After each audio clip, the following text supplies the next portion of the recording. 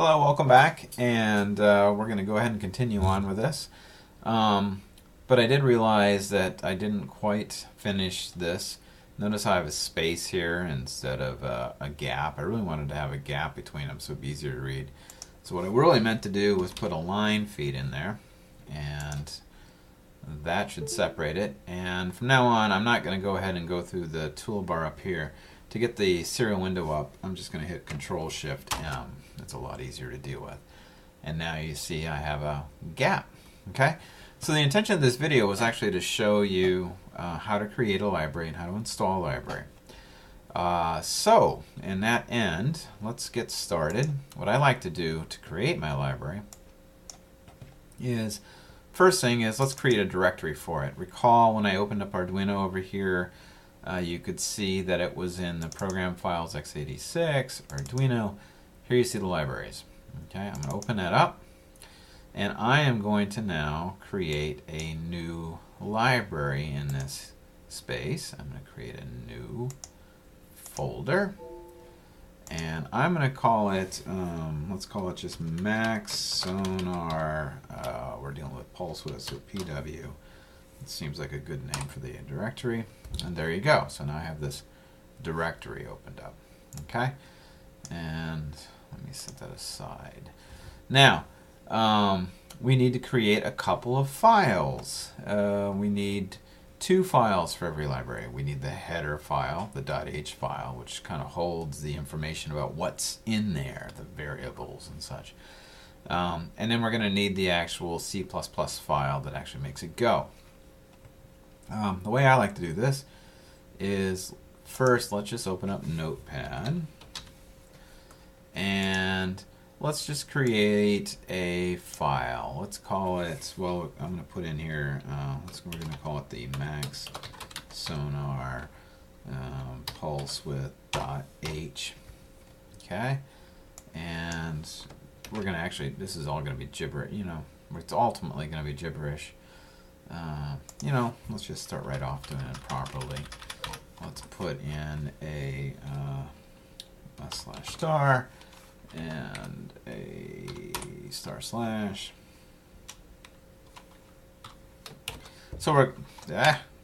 So we're going to comment it out.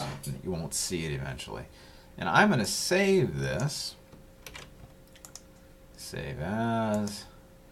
I'm going to save it as this .h file, and I'm going to actually, for the moment, I'm going to throw it into my documents, and you'll see why here shortly.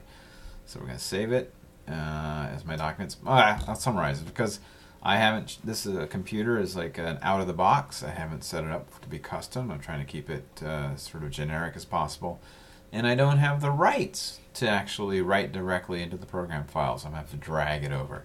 So I'm going to save it into documents. And the other file, like I said, was called the Cpp, the C++ file. And I'm going to save this one as this C++ file into my documents. And we're going to save it. Okay. And now what I need to do is I need to drag those files over. So let's see if they're there. Yeah, they're in... where is my stuff? Hold on a second. Where's Brian? Documents. There we go. And there they are. MaxSonar. Both of these, C++ and an H file, are in my documents. What I want to do now is I want to move those files over to the Arduino directory. Arduino library. And here's that directory that I created. Okay. So I'm going to take both of these, and I'm going to move them over there. And yes, and there they go. Okay. So now what I want to do is I want both of these files opened up. There's my Cpp, my C+ file, and my .h. Okay. And let's just get this thing kind of out of the way. Give myself a little bit of room here for myself to appear. Okay. So, like I said, the header file. The header file contains all the information that we need to tell the software, hey, what's inside? You know, what can I do? And, well, what is inside? First thing that's going to always be inside is you need to include the Arduino.h header. So you need to actually include the actual Arduino stuff. It needs to have a reference to pull all the deeper information from. Okay? And the next thing we have to deal with is, well, what we're doing, we're creating a shell. If I have one of these, I want to hook up, say, 10 of them to my robot, then I need to be able to quickly and easily create 10 of these entities without having to recode everything. Okay? These entities, this unit is called a class. So we're going to create a class. And what are we going to call it? Well, let's call it our MaxSonar pulse width class. Okay?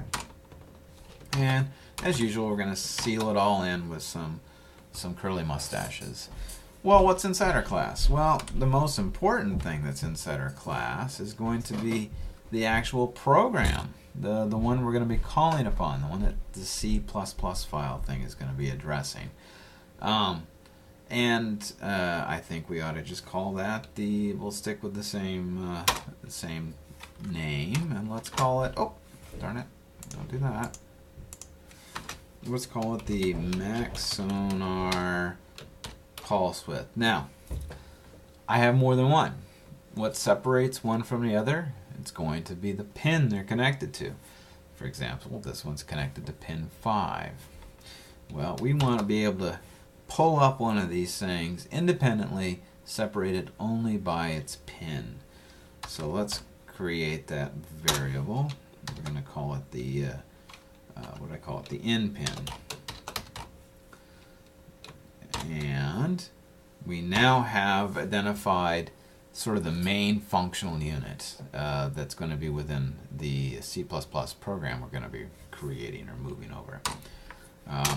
What else we got inside? Well, we have a couple of subroutines that we are going to be using.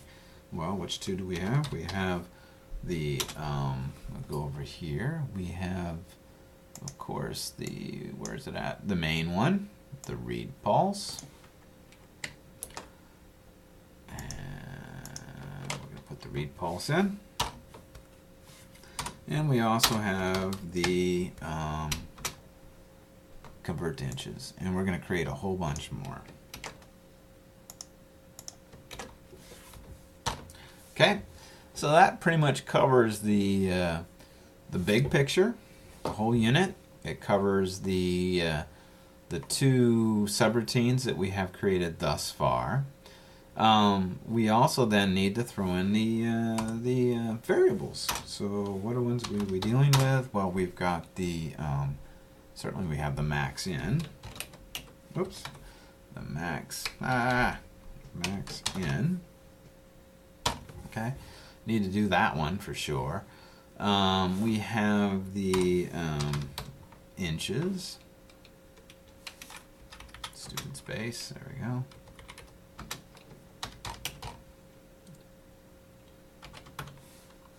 INCHES. And what else? We do actually have another variable. Oh, heavens. I've forgotten a very important point. So, there are two types of things we have to deal with. We have the inclusions that are available to everyone, and we have the inclusions that are available only to the programs within the C++. The ones that are available to everyone are public. Okay, and certainly we want to have all of these things here available to our public. Okay, you know, we're always going to want to be able. I want to be able to get the inches value out, use it anywhere I want. I want to be able to call upon the read pulse anywhere I want. All right, I mean these are publicly available. And we have one that we don't necessarily really want to manipulate too much, which is we don't want to be changing in our code on the fly the pin that it's actually in. So we want to put in an integer, and there's a designation for something that's private, which is the underscore. Oops, I'm having such a problem typing today. Okay. So this one here, this in pin, I shouldn't need to change that. Once I call upon it, once I make the very first instance, and I say, hey, look, I want to run a MaxSonar program on pin 5. Well, I'm not going to do anything with that. I'm not going to suddenly change it. I want that to stay private. I want that to be locked in. So I've declared that one as being private. The next thing we have to sort of deal with is I don't want to have more than one instance of this running, and there's a simple sort of standard way to do that. What you end up doing is you set up a sort of like an if-then statement. And where's my hashtag? Here we go. What I end up doing is an if. Okay. If this program is running, and actually, believe it or not, we have to get rid of this and put an underscore. Drove me crazy the first time I figured that out. We want to not run another instance, so we're going to go ahead and close it in with the end if. Okay, so now we've got this blocked in. The next thing we need to do is we actually need to define what it is we're trying to do.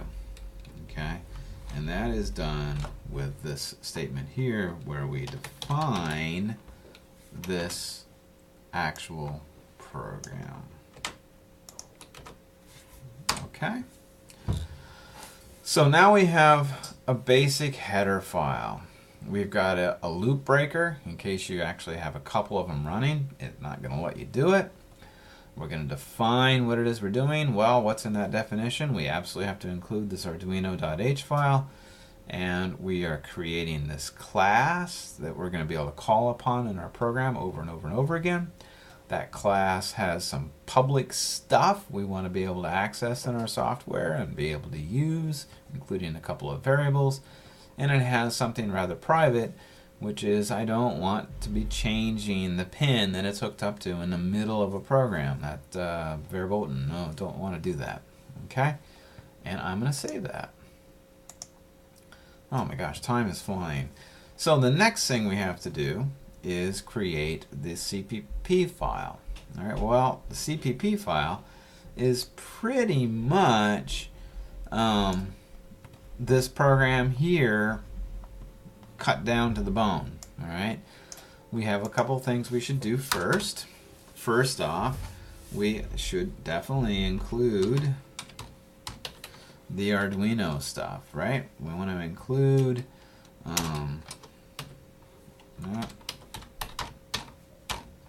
okay, gotta have that Arduino stuff available to us, and I'll put that into quotes.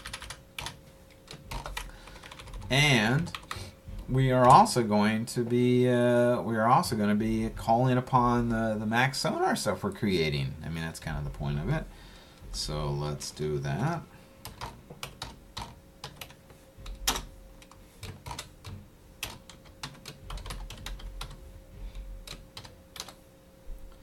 All right, MaxSonar. We've got a .h.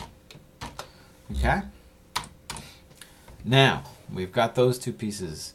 And I'm already at 14 minutes. This is unbelievable, and I only have 15-minute limit. So I'm going to pause here, and I'm sorry, but we're going to continue on in the next set. I'll see you shortly.